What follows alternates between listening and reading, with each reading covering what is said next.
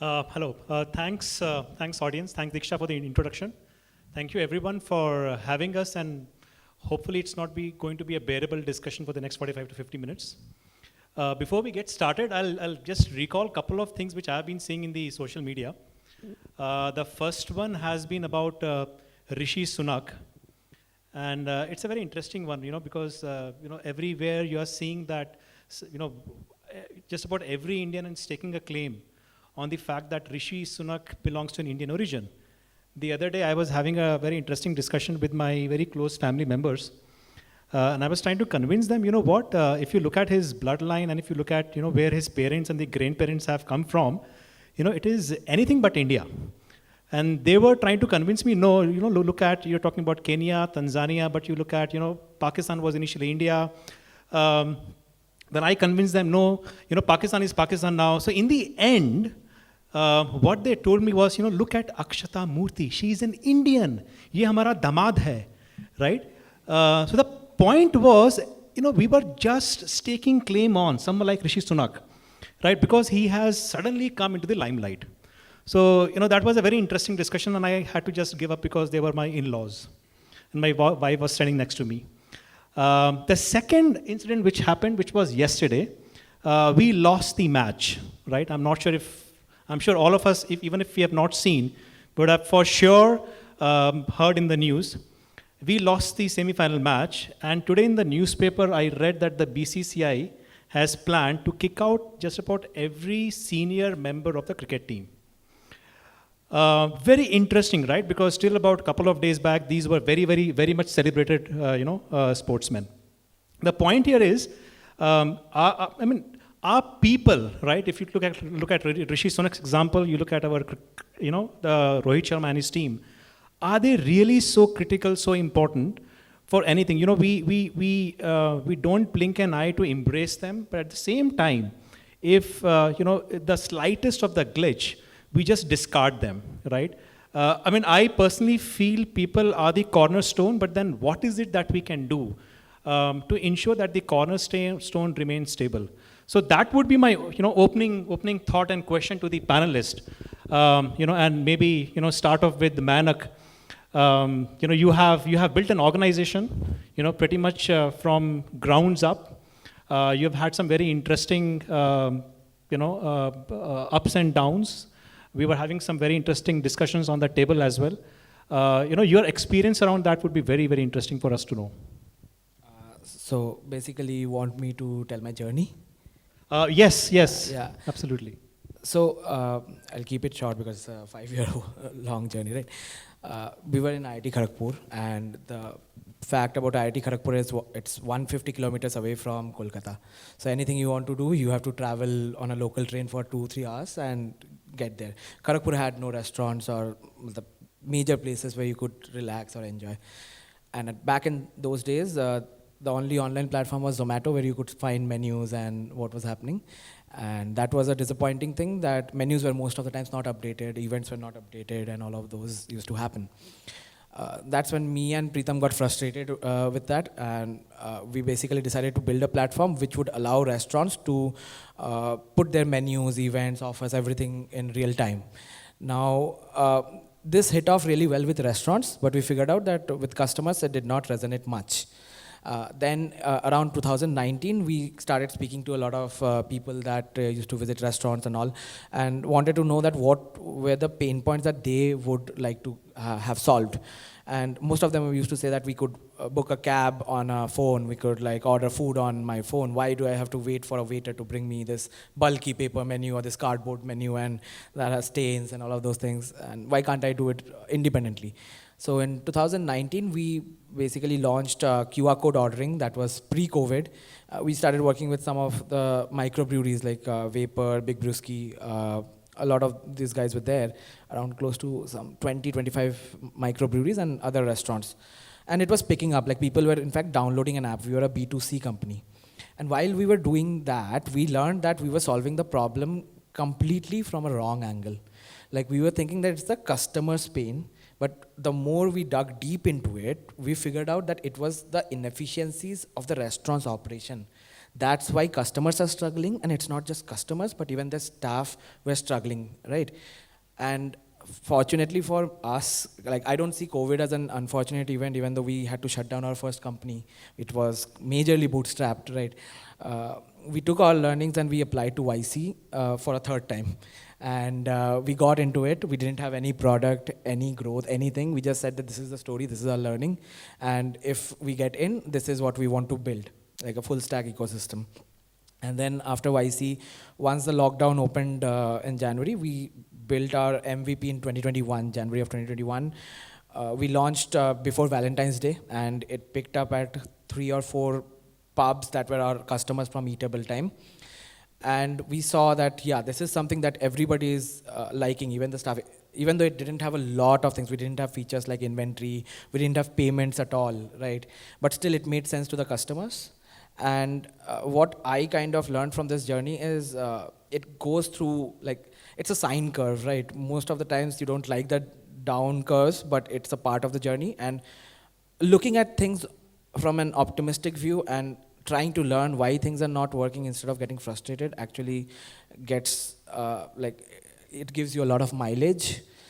And the other thing would be always like, it takes persistence. You just don't give up and things will happen. Absolutely. And I'm pretty sure through this thick and thin of things, the first set of employees or the first set of people around you would have supported you and would have built processes around the entire ecosystem.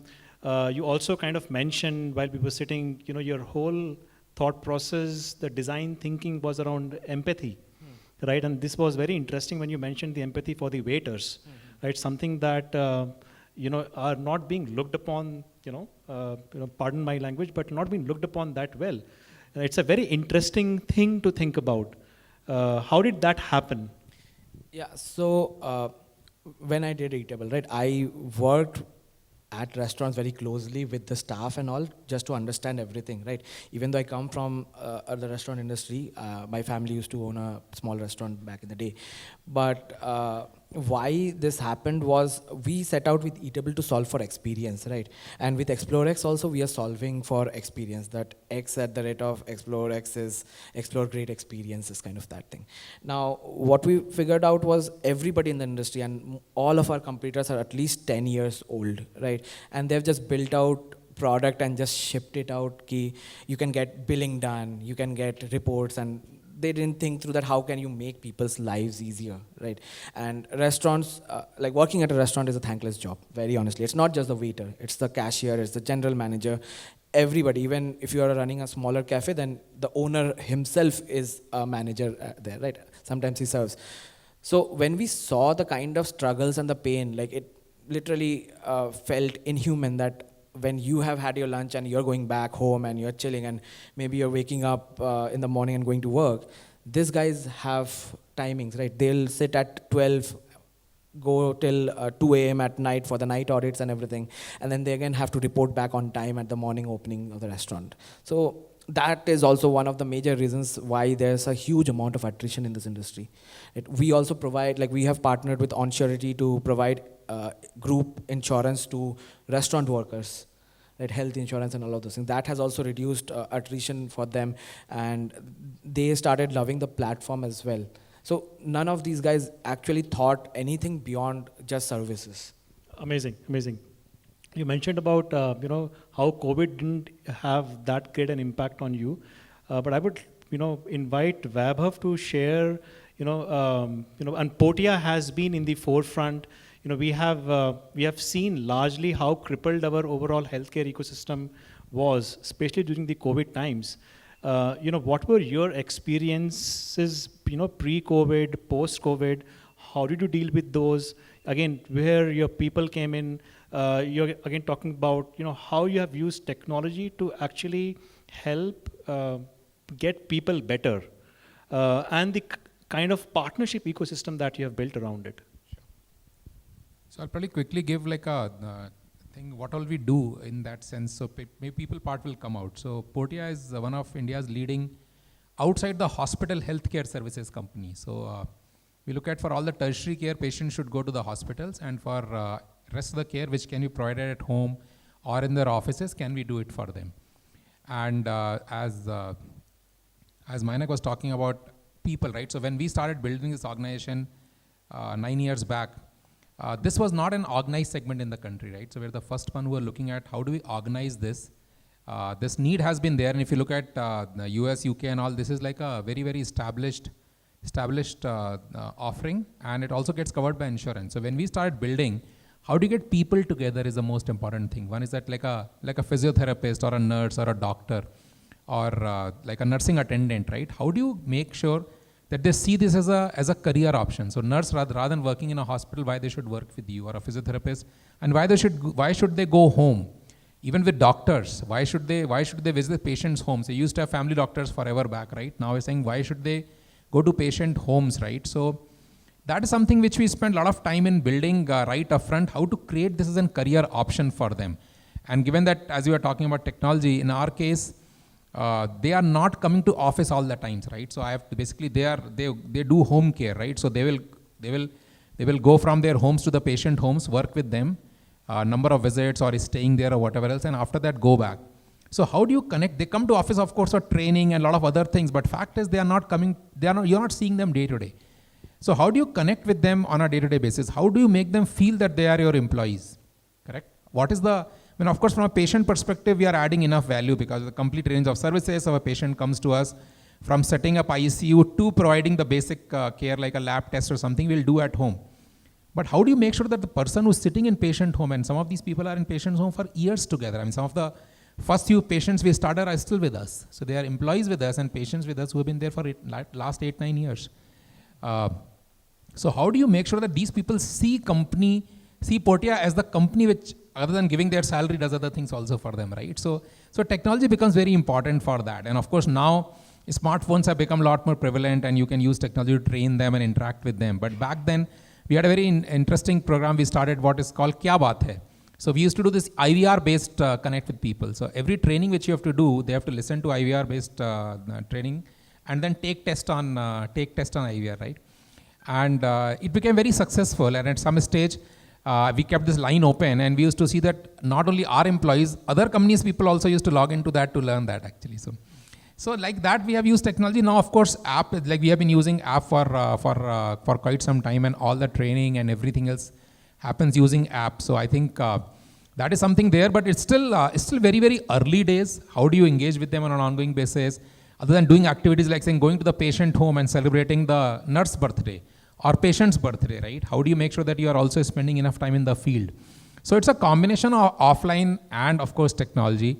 Given that we are in the care industry, right? Healthcare is all about caring, right? And empathy, as we were discussing before, and compassion. So how do you make sure that you demonstrate that in each of your actions? And given that we also scaled, we are almost in 40 cities now. So how do you make sure that across cities, across category of people, across category of patients, how do you build that? Second thing which is interesting, we're talking about partnership. I think that's something which we spent a lot of time right from the beginning. And given that we are trying to create something unique in the country, the whole idea was once we create capabilities, we said which all verticals and industries can use it. So we went to hospitals and saying if your patients are getting discharged, we could be your home care partners, right? We could be running it for you. So we work with almost top 70, 80 hospitals right now as we speak, right? And then we saying, who else can we take the same capability to, right? So we took it to insurance company, we took it to corporate, saying that, okay, rather than you have medical rooms in your offices, we will run the medical room for you. My capability is that a doctor can come to a remote location, right? He can go to a corporate also. Another interesting one, we start working with pharma companies because pharma companies didn't have access to their patients by law, right? They can't have. But they want to provide them services. So if a pharma company is in oncology or rheumatoid arthritis or something like that, they want to provide a value add to the patient saying, okay, you can do physiotherapy, or nurse can come home and do a treatment for you or infusion for you. All those services we can offer. So then we looked at capabilities and how capabilities fit into the system. I think that's something which has worked very well. And that's a formula which we cracked in the first couple of years. And I've taken it everywhere, saying, okay, this is a capability created, who all can use it in the ecosystem. And that's something which has continuously grown and has got a life of its own. And the third question which you asked about COVID, I think for us, COVID is like the demonetization movement, like for healthcare for sure. So home care, of course, was a nice to have thing before COVID. Insurance was not covering it, but I think during COVID, government IRDA mandated that home isolation got covered under insurance, and that, of course, made it a lot more legitimate in that sense. It's no more a nice to have service. It also became like a must have service for a lot of companies, and now a lot of insurance companies are actively discussing, saying how they can use home care as part of their overall offering. But COVID, two things which happened to us very, very differently. In wave one, of course, a lot of lockdowns happened, so it was a very different scenario. A lot of discretionary home care got stopped, people, physiotherapists and things like that. That time we were so scared. We didn't know what COVID was, right? So and now I saw somebody's written a book also on how they handled COVID, right? So now it looks like it was a long time back. But COVID wave one, when it started, the isolation at home was 17 days. The first guideline from government which came was for 17 days. And we did the first home isolation program along with Delhi government. It's the first time a program like that got launched, and we managed almost 4 lakh patients under home isolation with different various state governments. So that was wave one.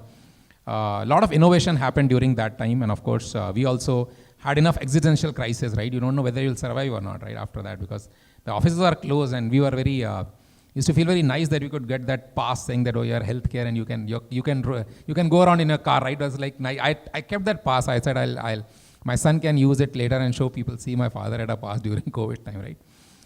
Second wave two was very, very lethal in that sense, because oxygen was like a big requirement. And I think that's where we could also impact society in a significant manner. We became, I think, we had almost 10,000 oxygen concentrators out on rent at that time, working with different patients in their homes. And we used to get hundreds and thousands of calls, people saying, can you set up ICU at home for us? Which was basically saying, can you set up ICU can you set up oxygen, because they're not getting hospital beds. Of course, luckily it lasted only 45 days from crisis perspective, but that also gave us a peek into how to run large scale operations with people. I mean, not only our own employees, but also how do you deal with patients who are really struggling, right? And COVID wave 2 was quite severe in that sense. So that has been a big learning in wave 2. Of course, the whole market changed. We got a lot more legitimized in that sense from a service perspective. And of course, after wave 3, now we know that there's no COVID. All of us are sitting here without mask and believe that, okay, COVID is behind us, and hopefully so it is behind us. So now, of course, healthcare is going back to its pre-COVID form. And so other thing which happened in our case, and I think many of you might have seen in your ventures also, is that it's a building, rebuilding actually. So in our sense, like a version 4 has happened in last 4 years actually. And that's what you're figuring out. So what we did 4 years back, you have to go back to that saying, okay, now it's pre-COVID time. Teleconsultation is a good example. Teleconsultation became such a big thing in COVID time, right? It's almost back to pre-COVID times now. So because companies got created, funding happened because of teleconsult and digital health and things like that. And teleconsultation in India is almost back to pre-COVID levels actually. So as if COVID came, everything you did during that time and it went away actually. So how do you continuously change companies' structure and companies' contours basis how the market is changing? Last 3 years have taught us a lot about that. So that has been a big learning. How do you treat your people? How do you treat your patients? How do you work with the ecosystem? Becomes very, very important in that sense. So how do you keep the patience, and how do you continuously think on your feet? I think is something which we have learned in last 3-4 years. That's very amazing, because and we have seen during COVID days, COVID times, especially the healthcare workers, right? I think the things that motivated them was more intrinsic, as opposed to, we keep talking about employee engagement, we keep talking about all of these. But I think if we can, based on your story, if we can give purpose to the individuals, right? You don't necessarily really have to work on the employee engagement. It is the purpose. It is they believing that you're investing in them, how you are upskilling them, how you are not, it's not about a technology versus people, but how about, in your case, technology has enabled people to get upskilled and to get cross-skilled. I think those all things that you put in place has really helped. Yes. Not just now, but even during COVID days. Totally agree, yes. Great. Talking about partners, and again, very interesting the way you folks work with the partner ecosystem. So we were talking about you during lunch. You again have very, very unique, I would say, idea that you are working on or kind of have worked upon and still going. You were part of the company right from day one, pretty much. right? So not just the idea per se, but the people and the processes that you built about right from day one. How much of that has stayed as it is? How much did you have to change? And how did you kind of come across, what should I change? Should I change process because my people need to be changed, or should I change people or upskill or downscale? How did you go about doing that? Because you have seen the company right from pretty much day one. So, Mayank, since the beginning, people have been the crux of our business, right? With scale, we had to always, go back and reevaluate what we are doing, if the tech stack is right, if the scale of people, are we at the right scale of people?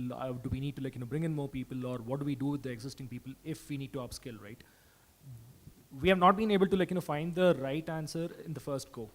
We've always had to, do a few trial and, go by trial and error basis.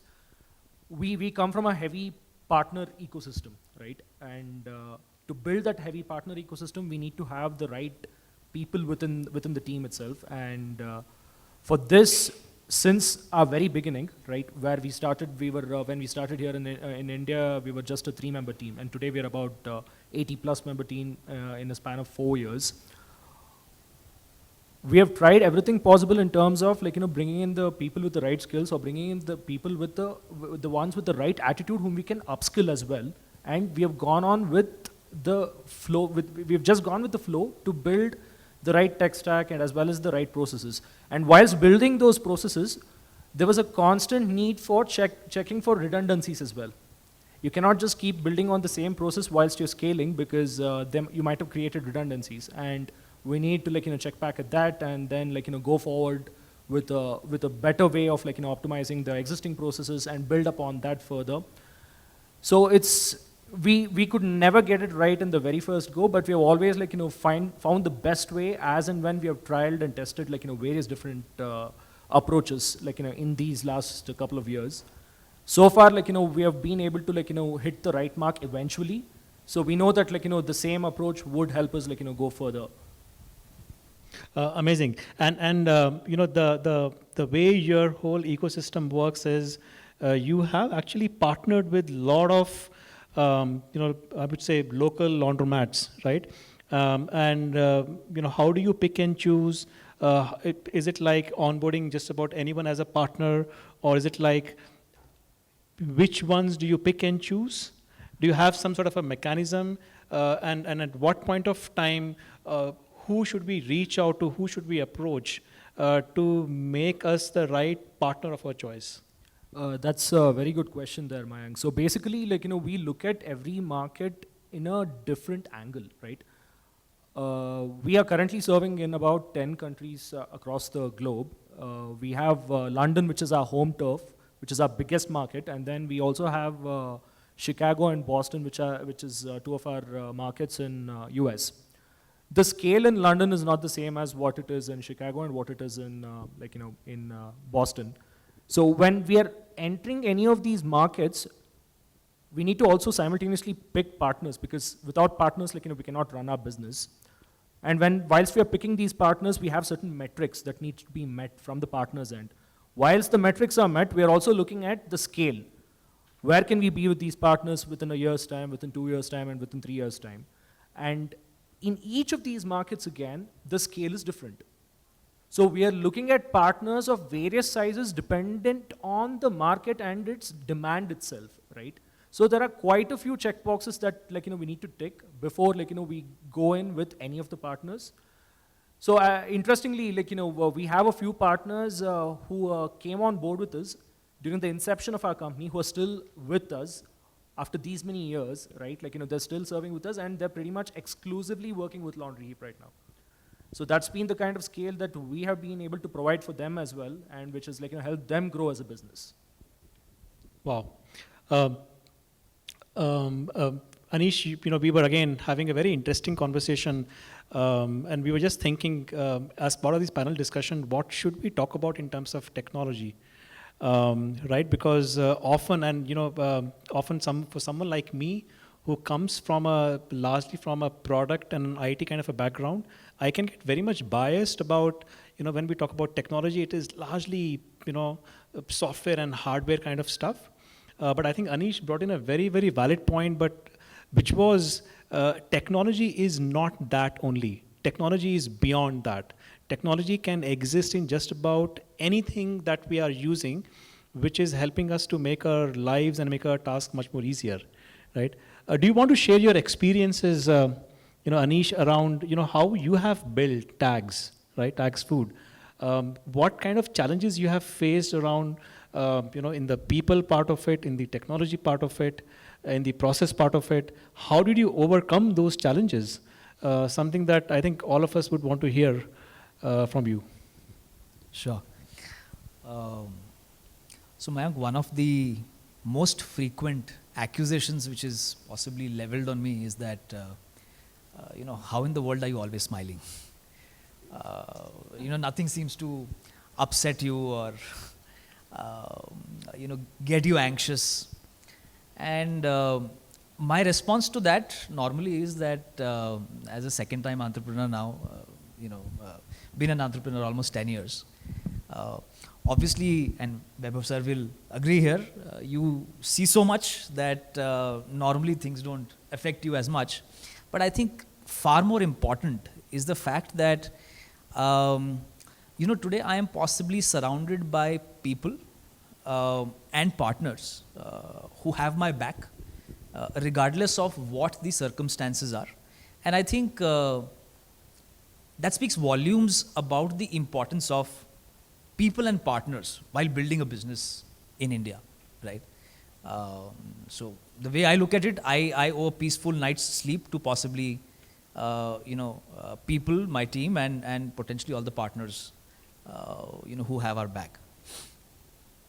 But actually, if you look at the topic that we're kind of discussing here, it's very, very interesting. And I will possibly like to bring out a few nuances, not just in context of tags, but businesses in India versus businesses outside of India. And that will possibly help clarify on some of the challenges that we faced and we've coped with. Now, we are talking about people, process, technology, and partners, right? I think outside of software talent, on the people front, I believe India even today is a very, very low-cost labor market, right? As a result of which, in most businesses, I think a lot of us have been guilty of, at some point in time or the other, of throwing people at the problem, right? Without necessarily solving for the right process, deploying the right technology. But just because labor is relatively cheaper, in India, unlike markets outside of India, there is a very, very common disposition towards throwing people at the problem, right? Sometimes that leads to all the layoffs that we are also seeing to an extent. On the partners front, I think India, again, culturally is a very low trust society.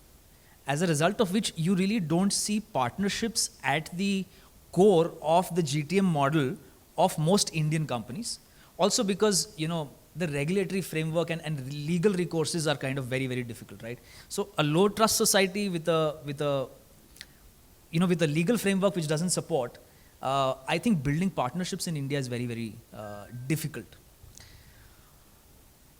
Most Indian businesses, even today, and I'm talking in context of SMBs, possibly not just the technology companies, I think most Indian businesses even today end up being relatively low gross margin businesses and low scale businesses, and hence can't afford to use internal technology to strengthen process.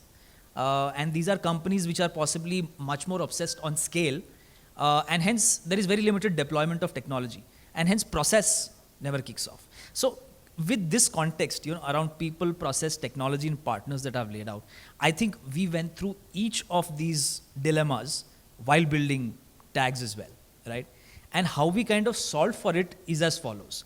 I think number one, the maximum amount of impetus that we gave on was building the right core team, right? And the core team, in my view, is not just the co-founders. Trust me, the co-founders are, within a 3-year span, right, possibly contributing to only 10% of the value creation in the company, right? The moment you are even a 30-person company, with maybe 2 or 3 co-founders, 90% of the value is actually getting created by the 27 people who are technically not co-founders. So I think putting in place the right cultural framework is exceedingly important. For the first 30, 100, whatever that number of people be? And I think that's something that we focused on a lot. As a result of which, even today we get asked about it.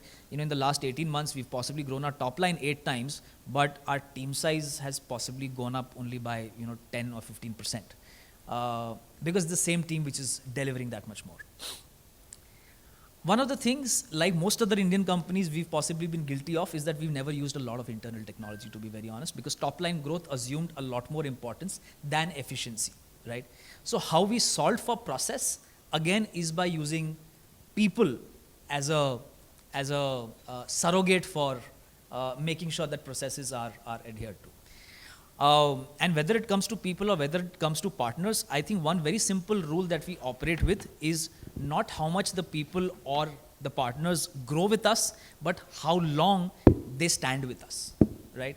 So we take pride in the fact that our oldest distributors still today work with us, or our oldest manufacturing partners even today work with us. And it's not a rosy ride at all. So I think a very, very relevant topic that we kind of discussing today, and makes all the sense for us to discuss this in context of small businesses which often don't really have the time, energy, effort, wherewithal to think about these 4 elements. So yeah, I think in a nutshell, those are some of the things that at least at Tags we've deployed, alongside, of course, keeping in mind that consumer love is paramount. So.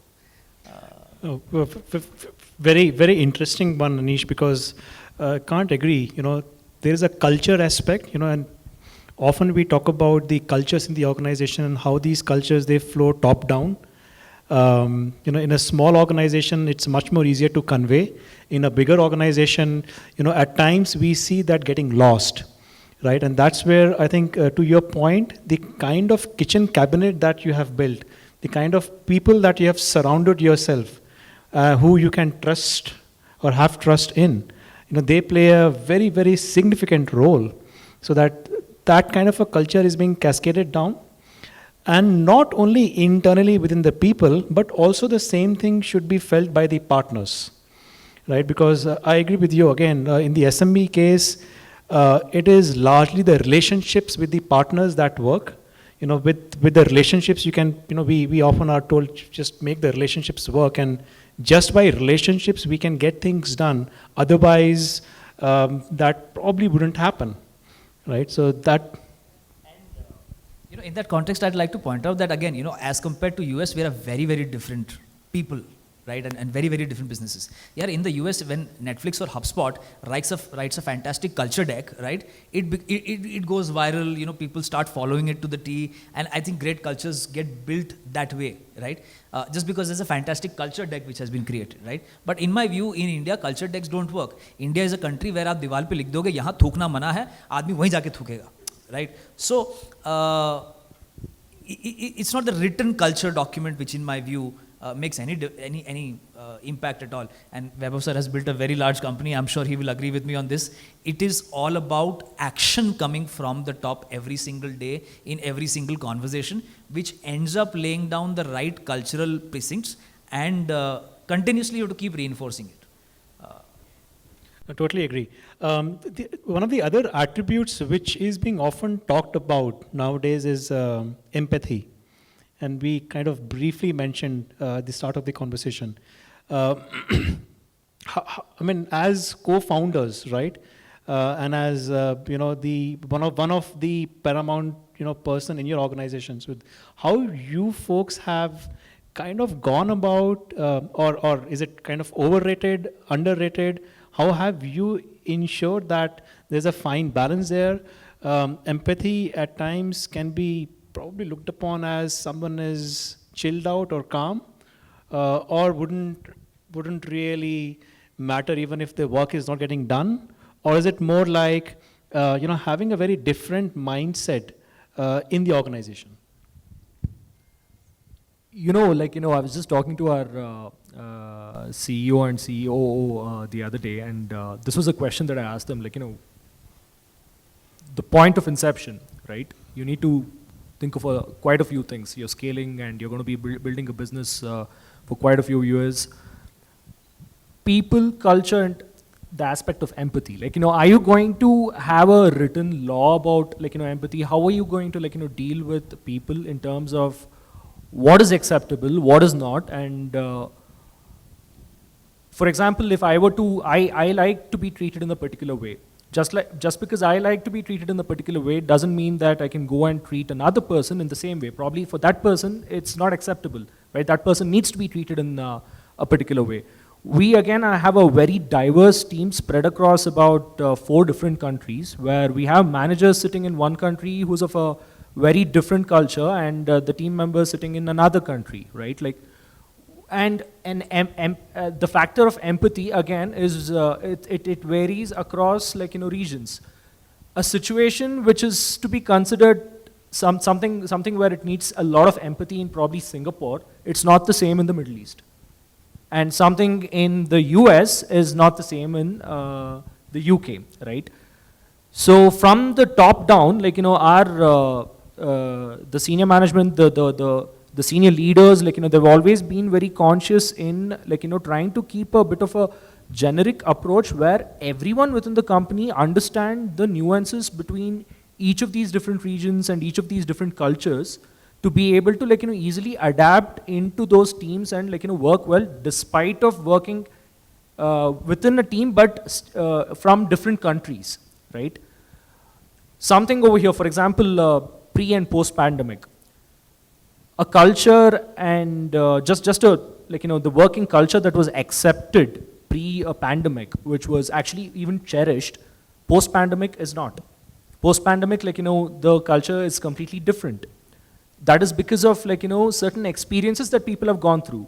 So we need to really, like, look at the factor of empathy from the individual's perspective itself, whilst we are, like, building an organization of this sort and this magnitude. So I'll add to that. I think from our perspective, empathy is an important thing, because we are also in the business of providing care to the patients. So if you're not empathetic towards patients, you cannot run this. Compassion and empathy is very critical to run healthcare, right? And if you want to make sure that your employees treat patients that way, you have to treat your employees the same way, right?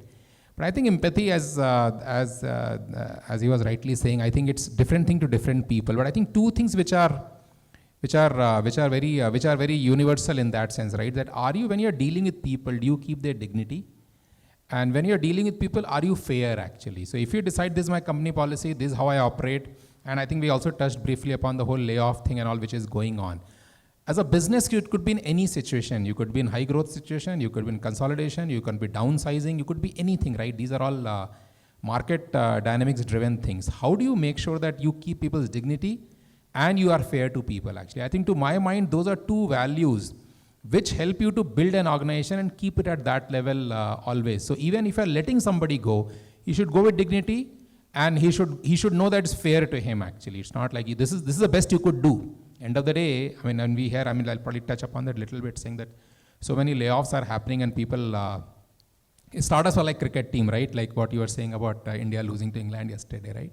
So when everything is going great, they are everything, right? Whether they are in a stock market or elsewhere.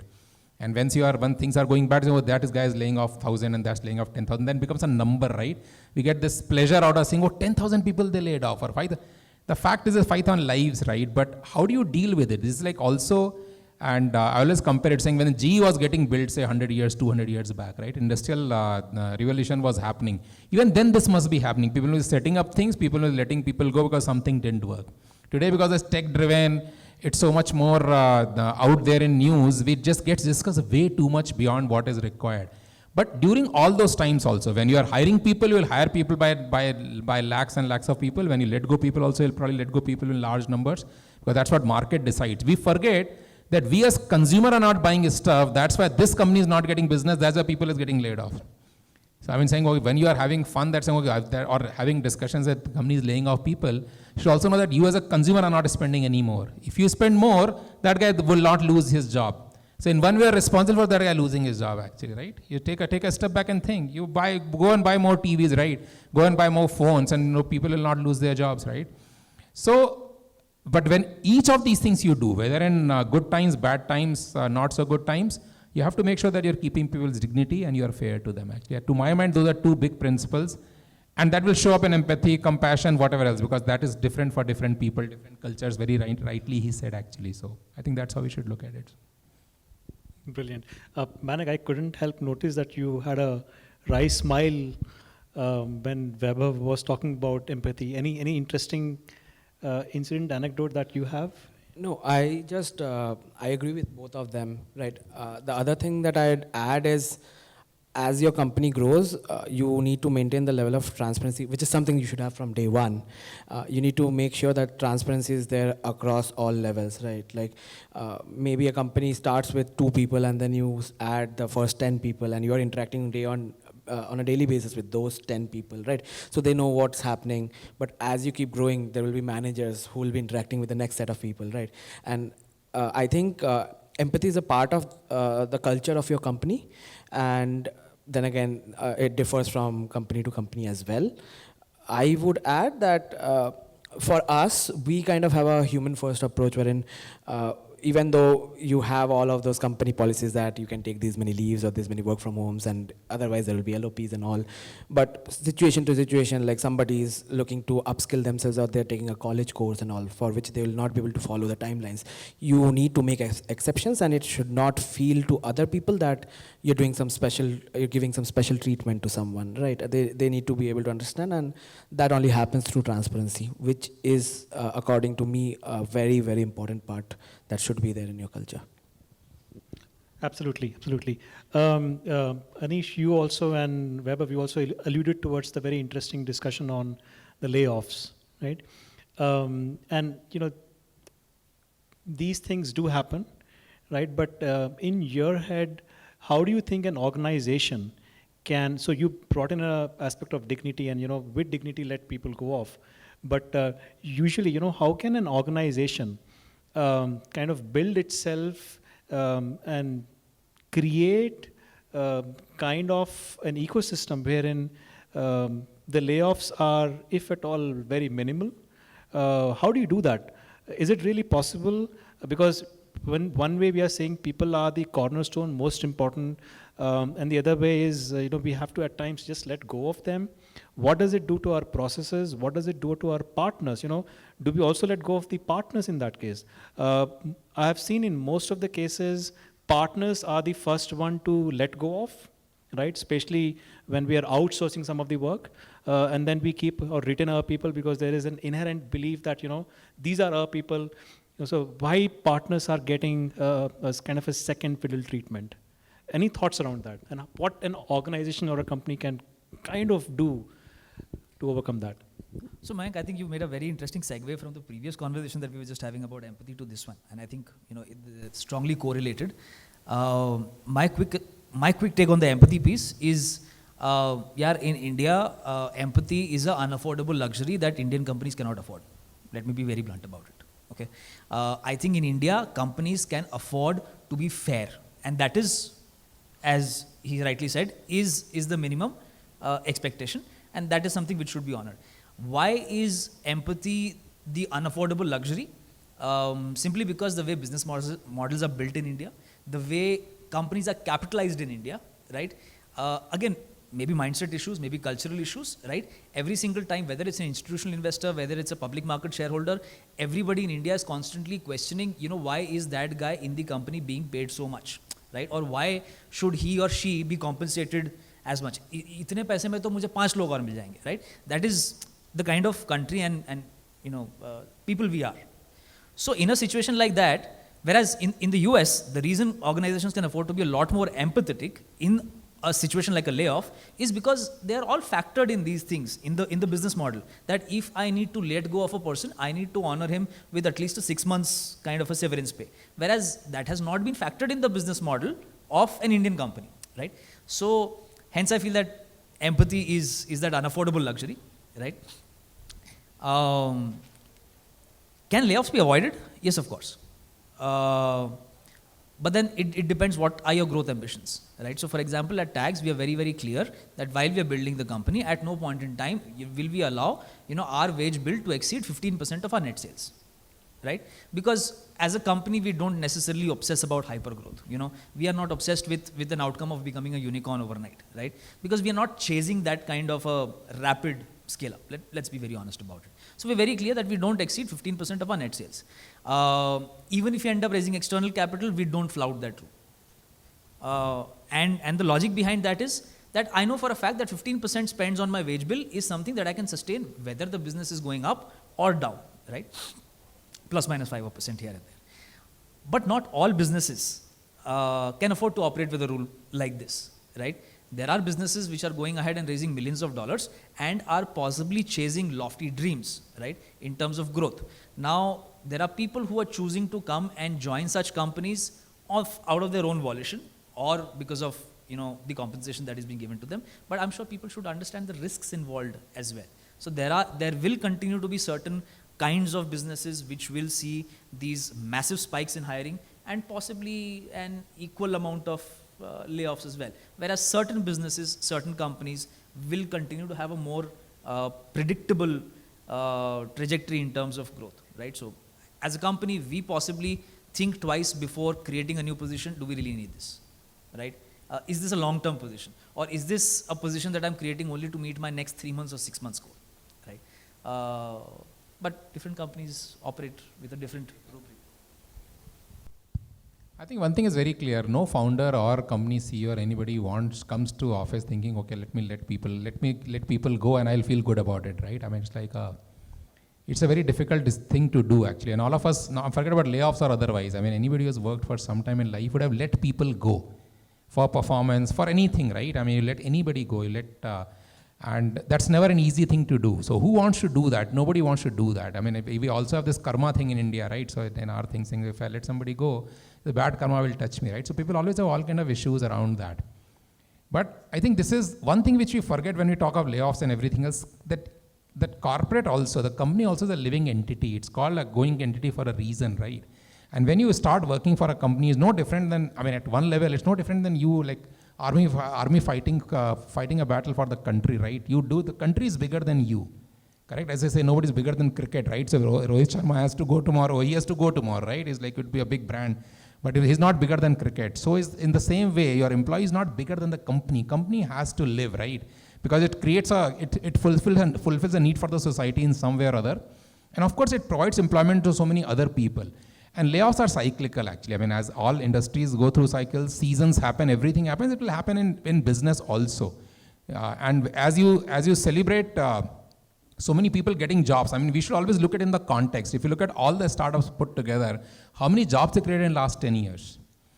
With layoffs, without layoffs, over a period of time, how many jobs they created? And if that is net positive, which it is in a big number, then we should all be always very excited about that. Of course, layoffs will happen. It's not a great situation. Somebody loses their job.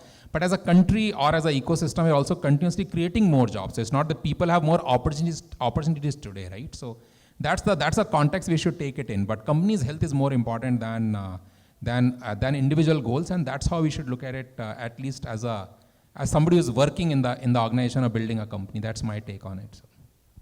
Brilliant. And when it comes to partners, have you seen anything which can be done with the partners? So because we also alluded to discussion wherein the trust with the partners might not be very easy to build. So anything that can be done with the partners wherein it can create a good trust and a good bond between you and the partners. One simple thing is, उनके पैसे time पे दे दो. That's the least. I think again it boils down to fairness, right? That if there's a commercial contract, it needs to be honored. And even if business is possibly looking down and there is a decision that needs to be made to cut certain parts of business, I think it should be done well in time, making sure that whatever the commercial agreements are, they are honored. And again, it boils down to fairness, in my view. Just honoring whatever has been committed, I think should be fine. Wonderful. So I think we kind of covered the entire spectrum. And if I were to summarize, it was, of course, the the culture, but it's not just about talk the culture, but you got to figure out how you walk the culture. It is about the empathy part of it. It is about being much more transparent, right? It is being honest. In case of partners, yes, if you adhere to your commitments, if you are able to actually meet your commitments, that trust kind of builds automatically over a period of time. And maybe even in trying times, they can help you out because they know, this is probably just a stopgap arrangement. So they kind of try to help you. And most importantly, if you have a very strong team around yourself, if they are motivational enough, intrinsic motivation enough, driving, they've got a sense of purpose, I think they are going to see your back even if, we are doing this presentation over here at this time. Anything else, any other parting statements that, I'm not sure how we are doing on time. Okay. Any other parting, thoughts or statements that you have that our, team or audience over here can take away with them? From my perspective, I think we should really go all out. I think India is that this is, as everybody is saying, it is correct also, this is our century. We should be fearless. We should really build what we want to build because as they say, Zindagi na milegi dobara, so aapka whatever you want to do it now actually and enjoy it actually. The most important thing, whatever you are doing, build it and enjoy it actually. That's the most important thing. We always forget saying that, okay, we always look back at so many things. I think we should be fearless and move forward actually and build it. This is your century, this is our century and we should build it. That's the way I look at it.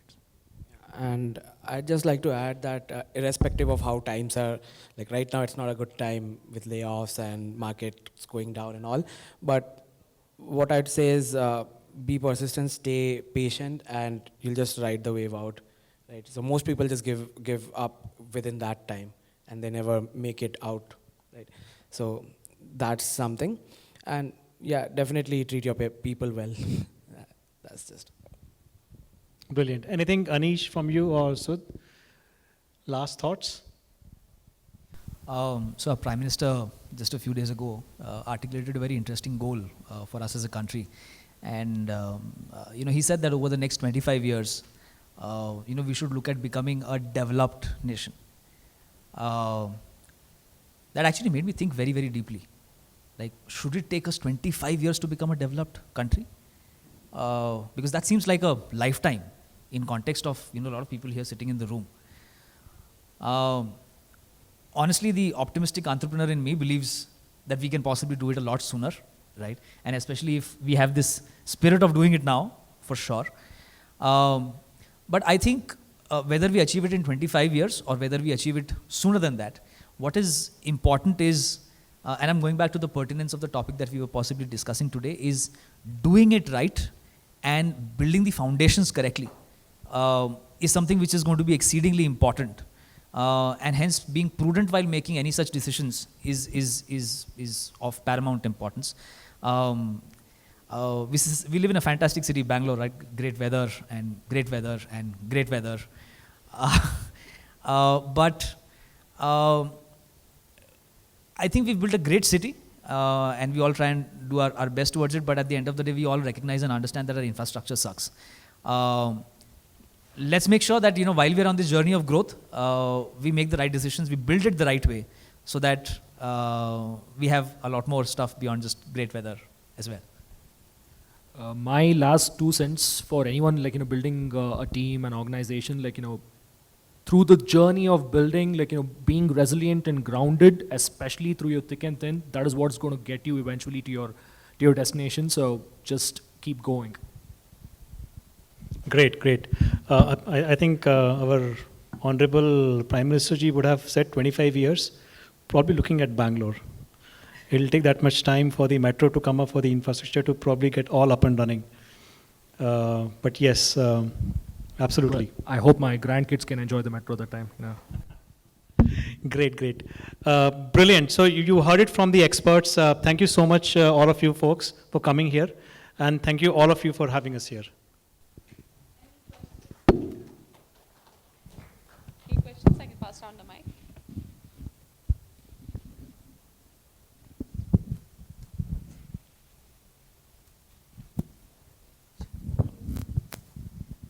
So, do you want to give any message to a growing startup?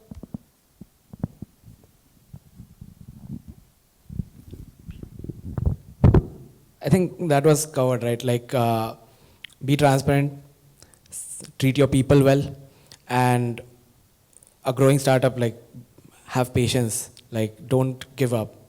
That's where 90% or even 99% people fail. And I think one of the points that Anish mentioned was probably don't look for hyper growth, right? Know what is the optimal growth for you is in a startup.